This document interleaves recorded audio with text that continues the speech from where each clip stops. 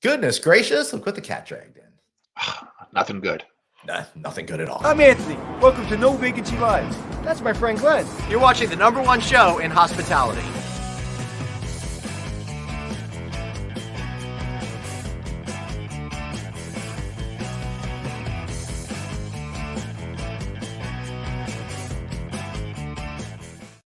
Hey everybody, welcome to the one and only No Vacancy Live. You might notice something suspicious.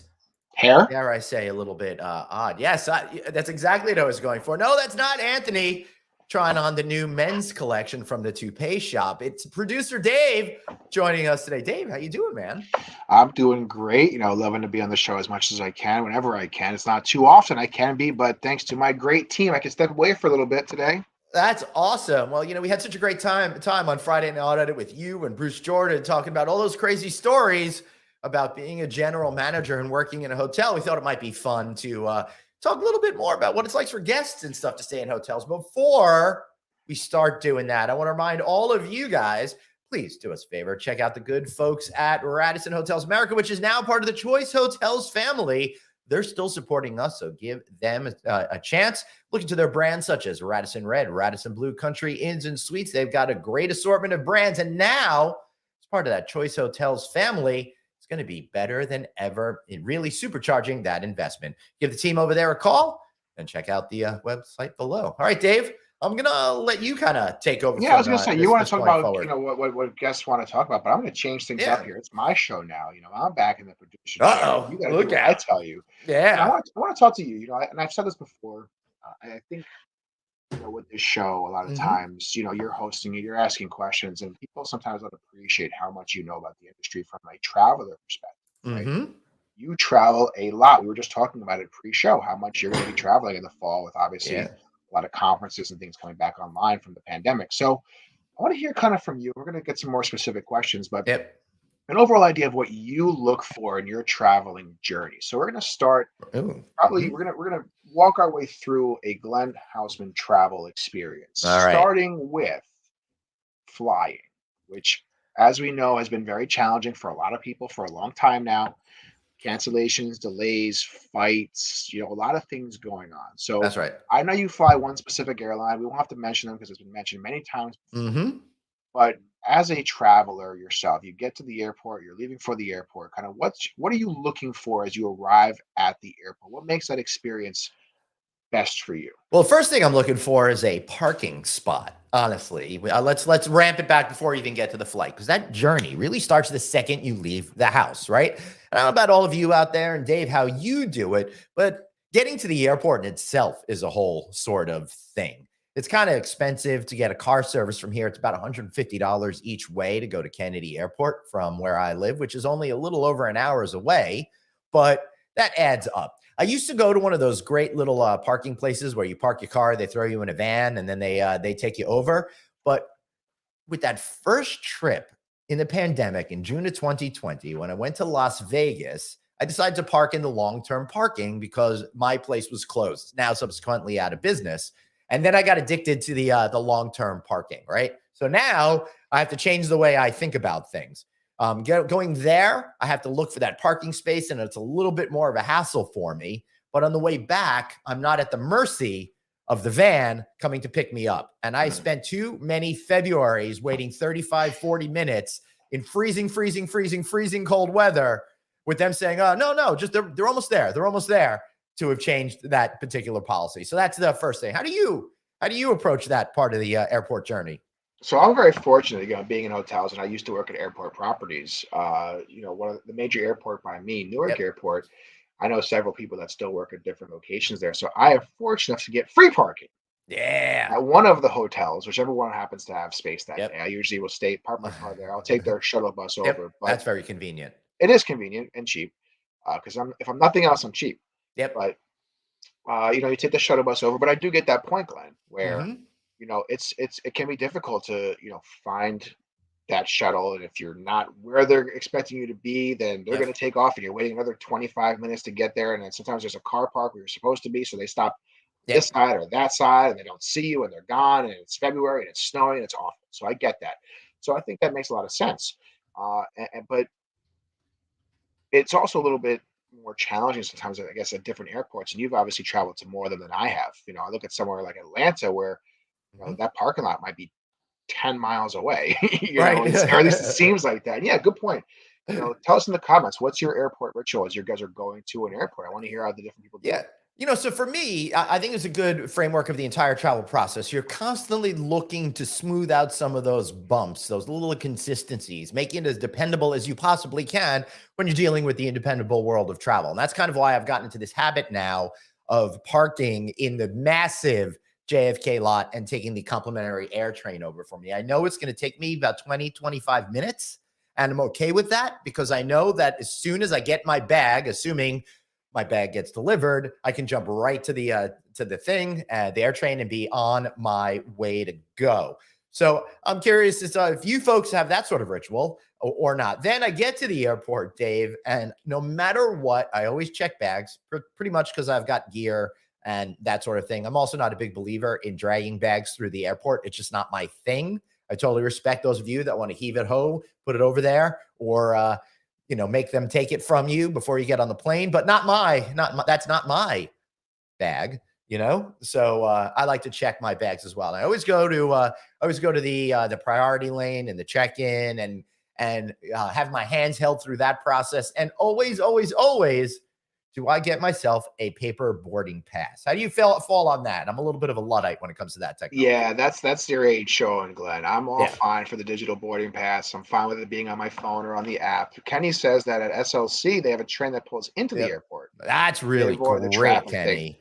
They have that Yeah. at Newark Airport as well. So the NJ Transit will stop at the airport station. You transfer it over to the air train. It takes you right Yep. to all the terminals. Oh, so But speaking of that, though, on the train thing, pulling straight into the airport, Dave. I mean, on the other side, when I leave JFK, there's a lot of times I find it absolutely criminal to get into a cab. Atlanta, because I'm always going to the Marriott Marquis Atlanta downtown every year for the Hunter Hotel Investment Conference. Why spend $60 on a cab or whatever it is for an Uber these days, which is varying in price, when I can just hop on the MARTA system for like $3 and I know I'll be there in 40 minutes, which probably cost me only another 10 minutes or so than if I had taken a cab. well, that's one of the more criminal things I think that we have with the issue with LaGuardia, which is, Oh, and it's obviously disgusting. they've done a lot of good work there. It's a nice airport. It's a better airport now than it was, but Yeah. it's still almost impossible to get there on a public transportation. Yeah, you can take the bus, but who wants to be on the MTA bus with your luggage? You're stopping every 45 feet. You have other people getting on and off the bus. The subway even would be more Right. approachable, I think, than that. So the lack of a public transportation system there, I think, does hurt LaGuardia. I'd much rather go to Newark or Kennedy, where I can at least take the air train, get around. SLC sounds great. Mhm. Again, even in Atlanta, you have this freaking thing in the middle of the airport, just taking you back and forth around the airport that I didn't know Yep. about, and I walked half an hour one day Oh, from one side to the other. I'm sorry My to hear first that. my first time there, but giving little tips and tricks to the non-seasoned traveler, Glenn, from someone who is. And I get you have all the perks and benefits of being these Yep. various elite level statuses.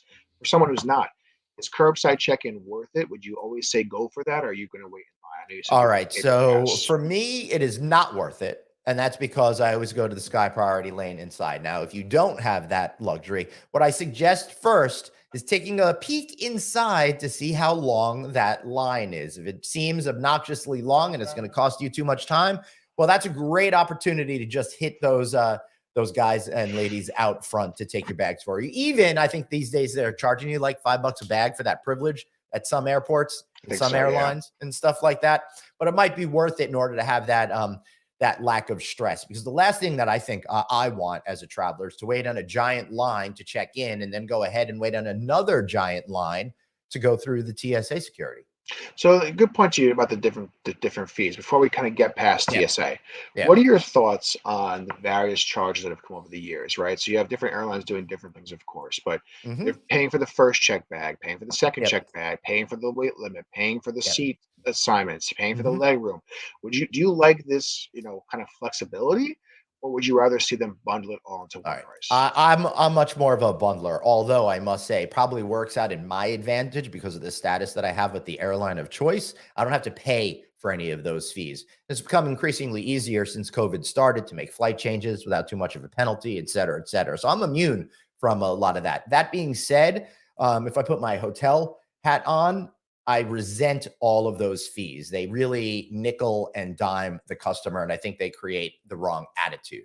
I just think I hate things like resort fees. I hate things like bags fees because it just sets you against your customers, and it just seems so gross to be able to do that. I'd rather just pay more in one fee and just have it all work out. But that's never going to happen because the airlines are making billions and billions and billions on bag fees. Now, with that said, though, do you find it to be an argument, though, to say, okay, well, hey, why should I pay Yeah, a of course bag there's an fee? argument there.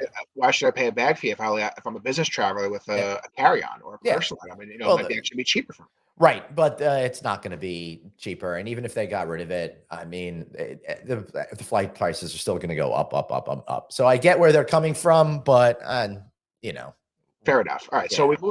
we've dropped our bags off. We've Yep. made it through TSA. We're not even going to talk about that disaster. I know you got yourself through pretty fast. With I got bags. clear and I I got know. pre-check, so that makes it really, really nice. So now you're at the airport, right? What are the things that make an airport nice to you? You hear these different rankings and things, and this airport's better than this airport. LaGuardia sucks. Newark sucks. Well, hold Jackson's on, great. LaGuardia is now No, now it's great. phenomenal. I'm talking Yeah. now it's great. I'm Yeah. talking about pre-billion-dollar renovation.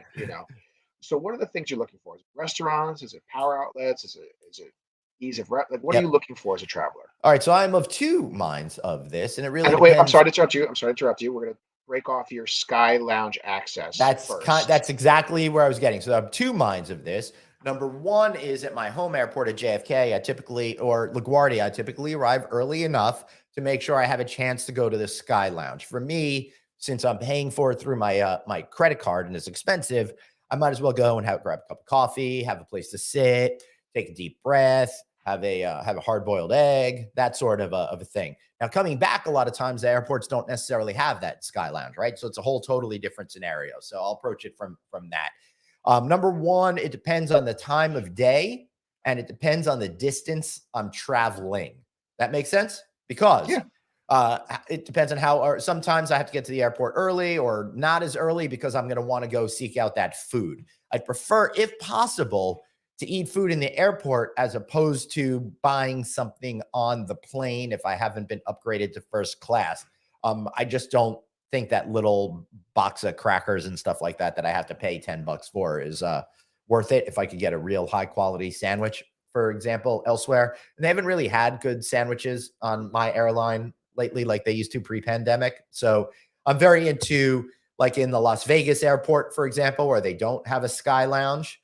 I will go to Quiznos since it's in the same D-gate corridor as my airline, and I'll grab a sandwich, turkey, bacon, avocado, typically, if anyone out there is interested, and I'll eat it on the flight on the way home, which I like. Or depending on the airport and depending on the food that I know that they have there, I'll arrive early enough to eat there. For example, whenever I'm in Atlanta, I like to have Popeye's fried chicken. Popeye's fried chicken is not really the type of food you want to be eating on the plane. Not just for you, but also the people around you. Specifically for the people around me. I think it's kind of disgusting to be all up in it and then have these bones and stuff flying around and have all the chicken smell everywhere. Yeah, it's kind of like you should never microwave Chinese food in the office because it's just going to stink up everything for everyone else. Or fish. Keep fish in mind as well. And that's not your kind of fish. No, but anyway. Not the tasty treat kids love, no. So, you know what's been cool? I noticed last time I was flying out of Newark, which is a while ago, but and I'm sure other airports have been doing this as well. But you seem sometimes to get siloed in your area, especially for non-experienced travelers like yourself. So maybe you have a big family you're traveling with, and you get to your gate, and you kind of want to stay in that local area. You don't want to miss anything, right? Yeah, that's right. But maybe the food options there are not great. They're not something you want. I've seen companies now that they're actually delivering to your gate. That's right. So I actually took part of that service in Newark Airport once. That's it was pretty cool. Convenient. It was awesome. Yeah, it was convenient. That the food I got, I think it was Jersey Mike's. It was in Terminal C, I want to say, and I was in Terminal A. So they actually went over to Terminal A for me. Holy cow, that is phenomenal, dude. Yeah, so I guess they hopped in the air tram, brought it over to me. I forget exactly how it worked out, but it was from another terminal. Well, they did not have that in Seattle, and my son Jake and I went to go fetch food for our family. Well, my son Ben and my wife were hanging out. We had a 2.5-hour layover at like 5 a.m, right? So that's a rough layover that early in the morning, particularly after an overnight flight where you haven't slept well. So we wound up going like 2 terminals over to find this Korean joint and stuff. And then we brought back food from there. But how convenient would it have been to just use an app and have it delivered right to the gate? They definitely do that at JFK and LaGuardia, which is awesome. What about power supply? So again, listen, people that are watching this show, you might be business travelers. You're certainly going to be somewhere in the travel industry. Mm-hmm. And I've noticed as I travel, power supply seems to be very variable. Some places have it at every seat. Some places have one per gate. Mm-hmm. So, you're working as you're traveling. How are you finding a good power supply on your travels? What are some tips you might have? All right. So typically, if I'm in the seating area, first and foremost, I make sure all of my stuff is charged before I leave the hotel or home to try to avoid a panic situation, right? So fortunately, I have newer gear, which I try to make sure I always have, because those batteries that are now built into laptops, right? Mine lasts about 5 hours or so. So I'm in pretty good shape on most flights. If I'm flying across country, then I have to think about how much I'm going to use my computer. But if not, you don't need to sit right at your gate. Typically, if you sit across on the other side or diagonally aside from the gate, you'll find plenty of seats, typically with enough outlets to make you happy. You'll still be within earshot of your gate. Plus, if you situate yourself to see it, when all of a sudden everybody jumps up and there seems to be a whole lot of hubbub, then you could listen a little bit more carefully, I think, and then be able to avoid any particular problems. One thing I do warn is don't get too involved in whatever TV show you might be watching or letter you're writing, because you don't want to miss. Has that happened to you? Section. It has never, ever, ever happened to me, but has happened to people that I know. Tremendous. All right, so now we've flown. We're on the plane. We've flown. Mm-hmm. We land. We get our bag. Hopefully, we are at the airport. So, again, you've been to a lot of different hotels over the course of your career when you were in journalism, and obviously now what we do with the show. What are you looking for? And I get it. You get the best in a of the best hotel typically when you go somewhere. What are you really looking for to get into a hotel? Hold on. Before we go to the hotel thing, I do want to say something about Uber and Lyft versus taxi transportation to your hotel of choice.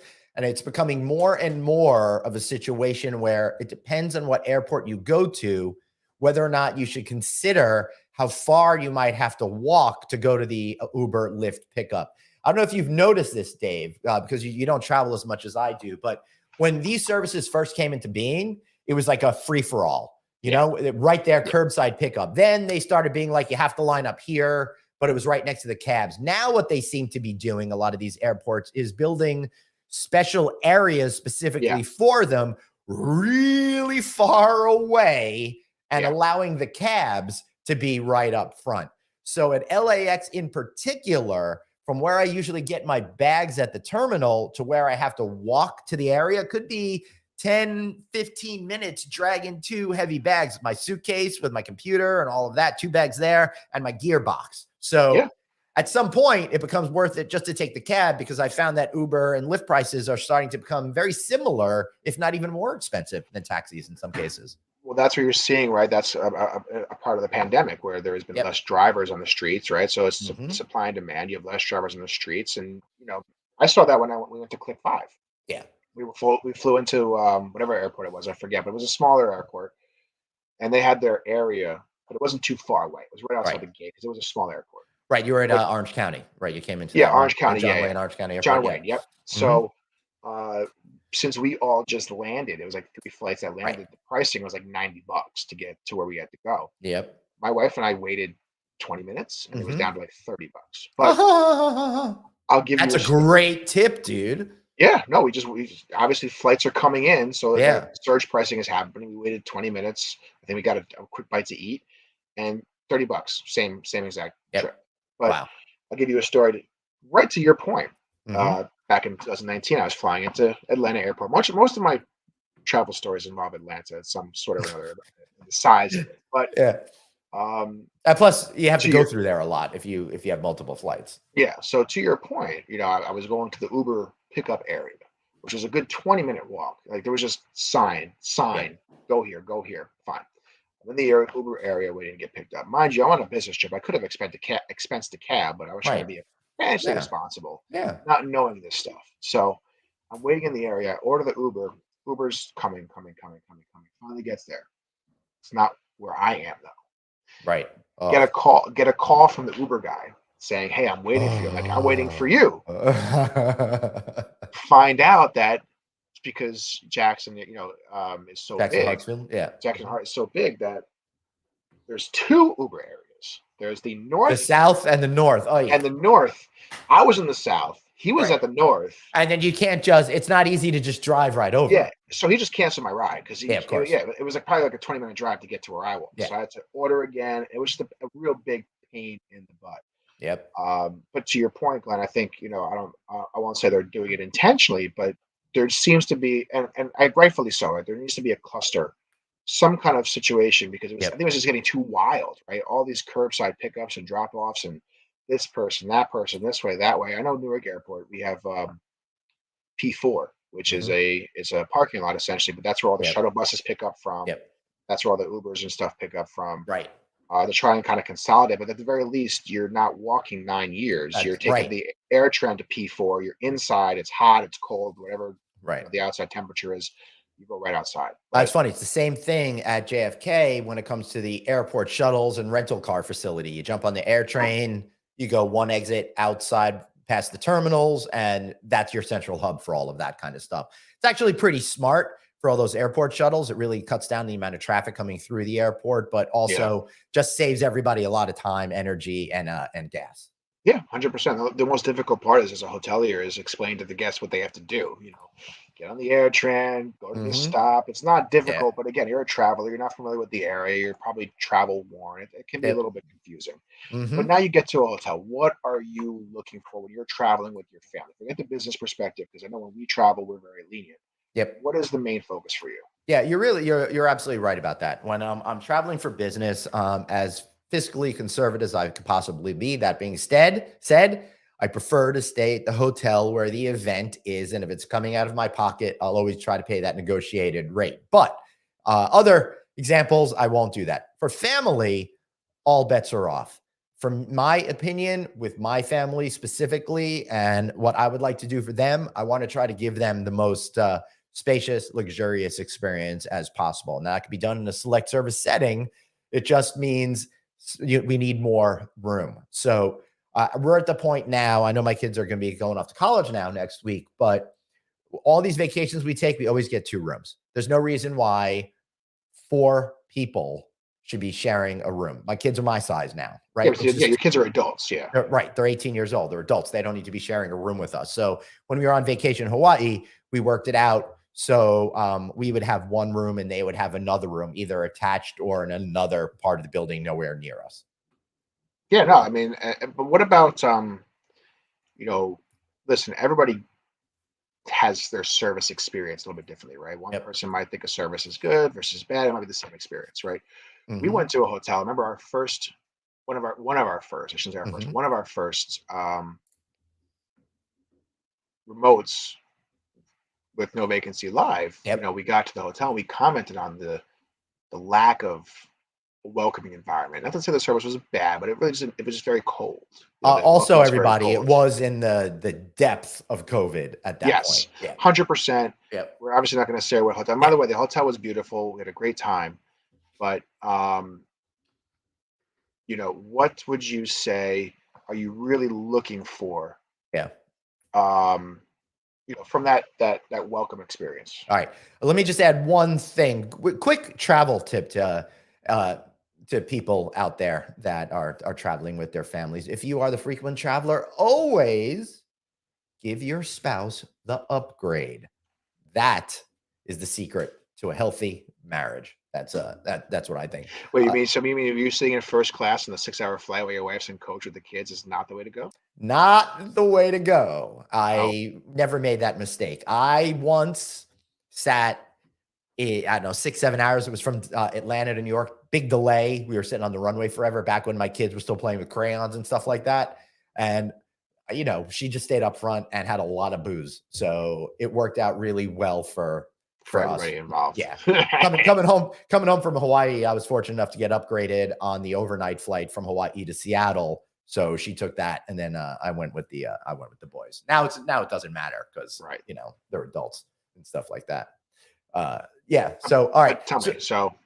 So I'm sorry, what was the question again? So what makes the experience, with the staff overall? We won't start out with just check in, but the staff Right. overall. What I'm looking What makes that for when I'm experience from welcoming. good? What makes that experience from great to exceptional? Where you All come right. back and I say will it's just amazing. say it just has to be genuine hospitality. It doesn't have to be at the highest echelon of service. And I'm not talking about them coming and fawning all over you and all of that kind of stuff. I'm talking about the simple, basic things: eye contact and acting as if you are important and they're happy that you are there. That's it. And just be open to helping and not just presume I don't know anything or don't presume that I know absolutely everything. you know? Which again, from the operations side, which I've been in, I've been a front desk agent, I've been a front desk manager. It's not very hard to do. No. It's really, and it's not very hard. Listen, this is called it. It's not very hard to fake either. Dude, you just fake it. I mean, Yeah, it's not it very doesn't hard. matter. The thing that really infuriates me, Dave, and I'm sure none of your front desk personnel do this, but it's when you walk up to the desk and they're looking down and they're typing and they don't even acknowledge you, or if they're on the Yeah, phone, they don't even acknowledge you. As a customer, I don't need you to drop everything to serve me. However, it's essential that you say, welcome. Hold on 1 minute. I'll be right with you. That makes me know that you're acknowledging me. You will get to me, takes out all of the guest work that I have, and allows you to go ahead and it starts off the relationship on the right foot. yeah, absolutely. And it's very simple. It's very quick, right? It's, a lot of times Mhm. it's these smaller, little, easy details, right? The one for me is, as you put up exactly the thing I just had Oh, up there, yeah, sorry. because producer Dave, Yeah, I not know. I'm not terrible producer at it. Brian. I'm terrible at it. Yeah. But the thing for me is always, and one thing that always stands out to me is when you're walking the hallways, and is the team that's in the hallways saying hello. Mhm. Yeah. Simple. I'm not asking Right. to have a full-on Right. conversation. I'm not asking for them to ask how my stay is going or if I need anything. Just say, eye contact. Hi, hello, or hello, have a good day. Yep. Something simple. I'm not talking about housekeeping, house attendance, maintenance, right? My opinion is that every employee should be engaging with a guest in some capacity whenever a guest is seen. Mhm. Yep. Um, you It's know, that kind of thing. Like when I was in college, Dave, I worked at the Gap, right? And I had different jobs there. And one of the jobs that I had was the greeter.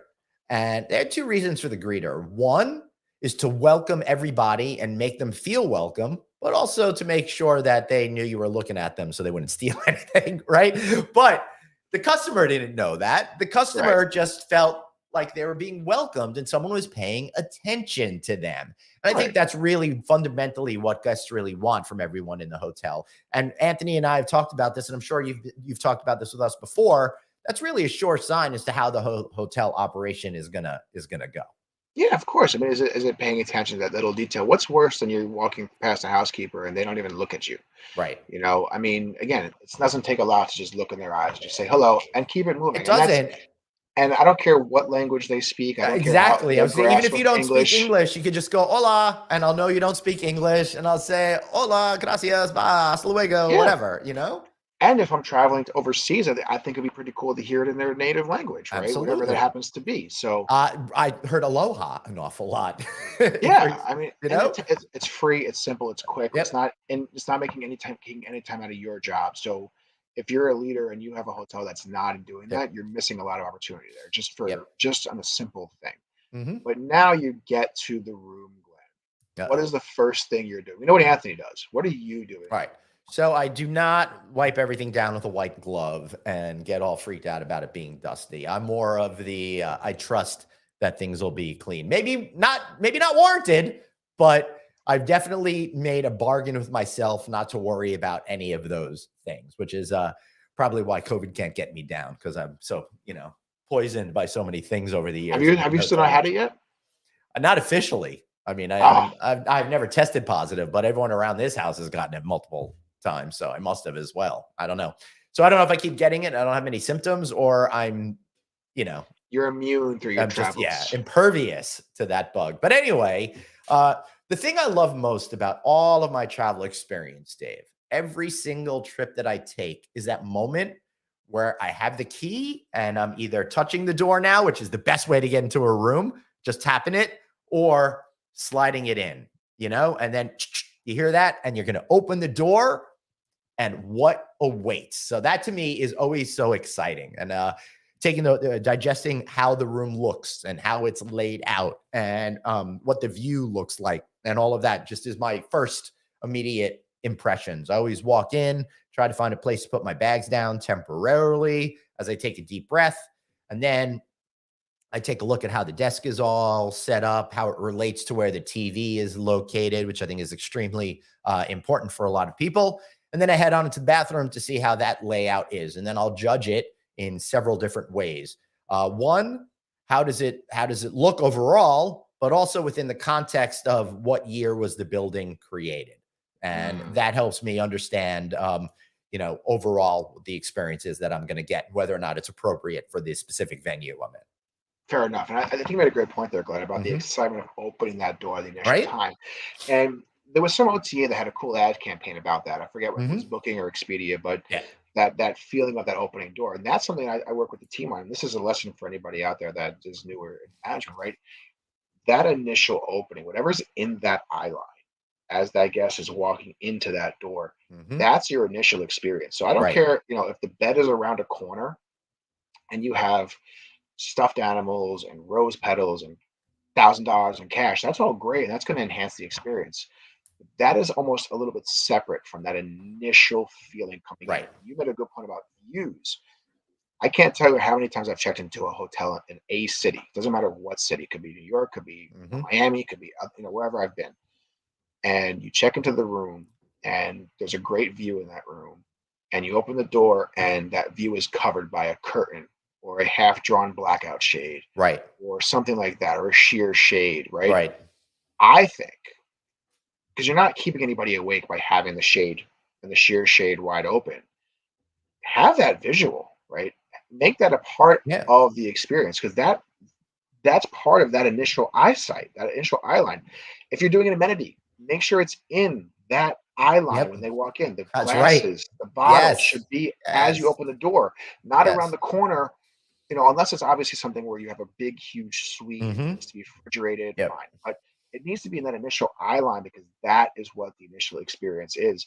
And it's not something that I think anybody would complain about not having, but it makes all the difference when they do have it, even if they don't know that it's making sense. It just enhances everything.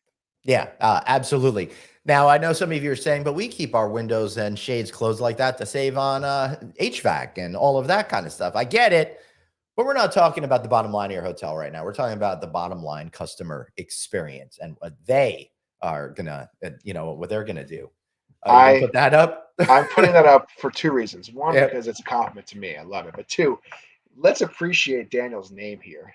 Yeah. Lord, Daniel Dracula Dragovic. I love it. Love it. So now, if that's Daniel on LinkedIn, is this Daniel on Facebook as well? I don't know. No, this is also a LinkedIn user. So Yeah. sorry, LinkedIn user. Not sure who you are, but for branded hotels, consistency and brand standards are key to a great first impression. Yep. That's a great point. That's a great point. And I think that's a challenge that obviously has been a long lasting or long impacting, thing for branded hotels is Right. the inconsistency about regulations and rules across the brands, which makes no sense for brand standards. And certain brands and certain companies do this better than others. But Glenn, as a traveler, Yeah. is there anything worse as a consistent traveler from going to X hotel across different parts of the country or world and Yeah. getting a number of different experiences? How do you handle that? Well, I love different experiences as long as they're positive experiences, right? But I know obviously you're not talking about the positive variety of the experiences there. It can be frustrating, but I think a lot of people fail to necessarily understand what city they're in, what the feeling and vibe of that city is, the culture of the people within that city, and all of those things for one. So I think that's a little more micro level than I'm talking about. I'm talking about just conditions and expectations of services in the sense of like what's So in the building, here's a right? conditions thing. There's a lot of times when I'm in hotels that I find myself going, really? Seriously? You haven't taken care of this issue that I'm either having in my room? And a lot of it comes off as really sloppy. When you go back to opening that first door thing, if you are looking at that furniture and the first thing you see is that it's dinged up, right? Or it just doesn't look like you're the first guest to be in there, that really affects your stay, I think, overall. And I know that hundreds and hundreds of people have stayed in my room, but number one, it shouldn't look like that. And number two, y'all should be paying much more attention to those things in the room that are easily fixable, that don't make you look lazy. For example, it freaking grosses me out when I look in vents, particularly bathroom vents, that have more dust on them than that was collected in the entire dust bowl of the 1920s in the Southwest USA. Right? I mean, Oh, I 100%. see these things all of the time. Showers that are loose and weird, and things that could just be fixed with a bolt tightening, and all of those kinds of things. It's like, who's dropping the ball here? Is it housekeeping that should be reporting it? Should the general manager be going to every room, which I don't know is practical all the time? How would you handle that? Well, and I do handle that, right? Yeah. So, it's part of inspections, right? So it starts with the general manager, right? It starts with leadership, and it starts with having a plan in place to get these items reported. Because you're right, it's impossible Mm-hmm. for myself or any of my team leaders to get into every room every single day. That's where you have to really engage your housekeeping team, right? You have to, engage them to report issues because they're the ones in the Laughing. rooms. Daniel's saying, relax, you're going to a dark place. Yeah, this is supposed to be a positive show. Sorry, Daniel. But that's where you have to engage your housekeeping team. Yep. Right? You have to engage not just your housekeeping manager, but also the actual housekeepers themselves. The housekeepers are the ones who are in the rooms every single day. And more often than not, the housekeepers have the same, they clean the same rooms every day, right? Yeah. They have their sections, they have the ones they like. So they know when something is not right more than anybody else. Or they have that same situation that all households have. Is somebody comes in, puts something next to the front door, we'll take care of it, and then it just becomes part of the scenery and just kind of lasts there forever, and you fail to notice it anymore. So I have a solution for that as well, right? So that's where your leadership team, as you're doing spot checks, right? Mhm. So I may not get into all 230 of my rooms every day Right. or every week, Yeah. but I can definitely get into 3 of them a day, Mm-hmm. right? And I can just pick 3 random rooms. So yes, Mhm. the housekeeping is in there every day. They're reporting things, but you're right. There's things that it just gets, they just don't see it anymore. Yep. That's where me coming in or my team coming in and says, hey, what's up with this? What's up with that? What's up Yep. with this? That kind of solves that solution or that problem. But also at the same time, talking to your engineering team, what are the things we need to focus on, right? And then at your morning huddle, tell your housekeeping team, right? So when daylight savings time happens, Right. for a weekend huddle and stand up, we do everything. We say, very simple. Check your clocks. If your Yeah, clock is totally, wrong, dude. report it. How many hotels I've been into that they don't get that right, and they have clocks that they've invented now that could automatically switch themselves, so you don't have to worry about it. But when we're 4 months into the clocks being changed and it's still not changed, I'm like, what's going on here, guys? I mean, that's crazy. That's just a lack of forward thinking by leadership, honestly. That's really it's not something that I put that on And myself as a leader. Who's responsible for making sure that the person who was in the room before me didn't leave the alarm on? Because I was just when I was in Hawaii, actually on my vacation, an alarm went off at 6 a.m. And it should be housekeeping, but it's happened to me before too. Yeah, and it's like, I'm not angry about it. It's kind of funny that something like that happens, but you jump out of bed, you're in a strange place, in a strange hotel with a strange alarm clock, and you have no freaking idea how to turn that darn thing off. And I usually just panic and unplug it, and then it stays unplugged for the rest of my life. Well, you're lucky that when you unplug it, it turns off versus being on battery power. But that's then it would have been thrown out the window. That's a good point, though. But because that's one of those things where, listen, who's using alarm clocks anymore? Really, everyone uses their phones, right? So, a housekeeper could literally go 5 years and not have that issue once. But the one time it happens is the time that everyone gets all crazy about it. So it's a tough. I mean, it should be housekeeping, but it's a tough one to. They're focusing on so many other things and so many other touch points every day that. That's not a main focus, unfortunately. It's a nice reminder, but that's one that's going to be left on the wayside, and it's 100 times out of 101, it's not going to be an issue. Yeah, for sure. Now, other thing I like, I'm not a big TV watcher in the room, but we were talking a little bit about this before. I love it if I'm working at my desk and I would like to watch something on TV, it's easily accessible to do that. I'm also, if I'm working at my desk, chances are I'm going to be eating at my desk. Should I be eating in my room for any particular reason? And there, I'd most definitely like to either be able to see the TV or have a depth of desk wide enough that I could still have my iPad or my computer open while I eat comfortably to watch whatever entertainment I brought with me. What's your thoughts on the in-room coffee? I have yet, well, not that's not true. 99%, well, 100% of the time I'm not in a luxury hotel. I find most in-room coffee programs to be disgusting. It doesn't work for me. The coffee machines that they have in there, no offense, they don't really heat the water to a high enough temperature, and they don't really steep the coffee enough in order to be able to create an equal coffee experience to what I have here at home, or I could get down in your lobby. So I think that they either need to put more money into it, or they need to remove it, or it's just going to continue to be just another piece of clutter and junk in the room that you need to dust because it seems like nobody uses them. So what would you say would be what's the level that you would look at, right? So for my example, my hotel, we have Keurigs. We have the Keurigs Those are the K pretty, pods, right? yeah, those are pretty good. You know, Right. So we have no problems with that. But yeah, I know what you're talking about. Especially the old style. You have the coffee pot itself and right. the water. It's like a small little pot. That's not good for housekeeping. The Keurig seemed to me to be a great, or an equivalent with the pods in it, seemed to be a really good thing for housekeeping because you don't need to clean as many mechanisms. And I think it also makes it better for the customer. Now, I stayed at last December. I was at Resorts World at the Croxford product, the highest end product that they had over there. They had a phenomenal in-room coffee experience with very high end, either a Keurig or an espresso machine, and everything was perfect. And I didn't feel I needed to leave my room to get coffee. That being said, I still did, but I didn't feel I needed to. I had some in the room, including an espresso before going out for the evening, right? So that was spot on.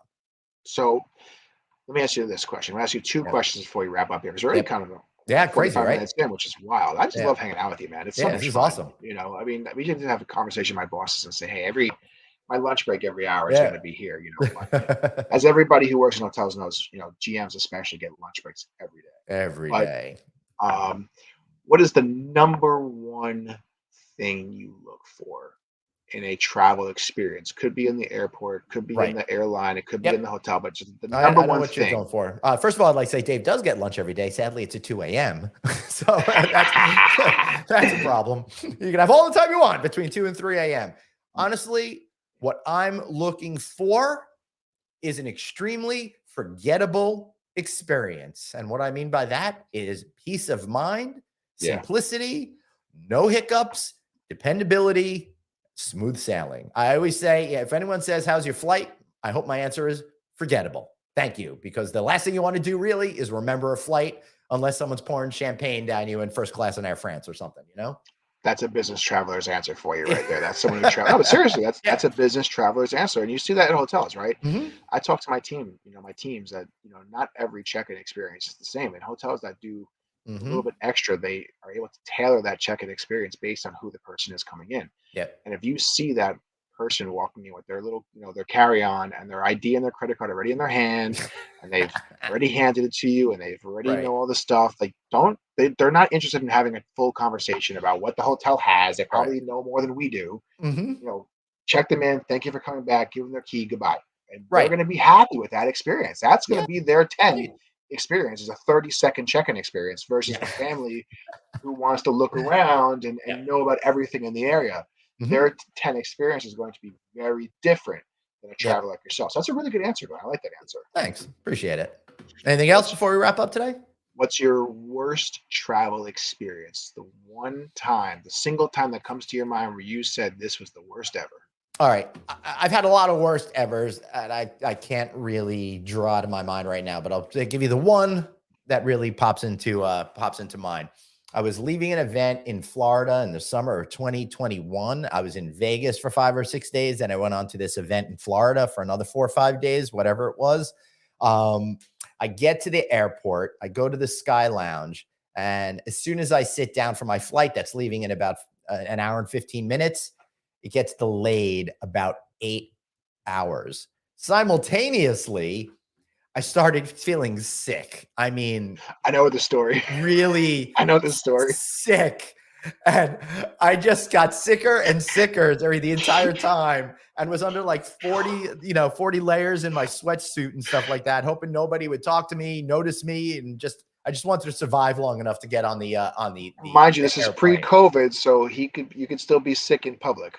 Yeah, right. So it was really, really not a good scenario at all for me. And then I also just I got to commend it to the team at Delta on July 1st, but it could have been a really bad situation when I was on the plane and it got delayed an hour, and then they kicked us off the plane, and then they canceled the flight. And I got separated from my luggage for several days. And I had to, on July 4th in the morning, drive to LaGuardia to go fetch my bags because I couldn't get through on the line to anybody to have them deliver it to me. And what a pain in the ass. Can we finish off the story about Yep. when you were sick? Because I know where that story ended up. And it was in the bathroom, if I remember correctly. No, not too bad. No, not too bad. Oh, so I'm thinking of a whole different story then, because I remember a story where it involved a bathroom and a floor at some point. But Oh yeah, I've had experiences like that. Sometimes I suffer from these fainting spells called vasovagals, right? And I'll start to get weird. One time I was in a rundown barbecue joint, and I didn't want anyone to know I was going to possibly faint. So I went to the bathroom and I lay down on the cement floor in the bathroom so I could cool down and not, if I fainted, not break my head. I once broke my jaw from that. So we love that. Yeah, Or- you got to adapt. Another time, I laid down on the floor at the food court at the Venetian. And you didn't get kicked out. This was insane.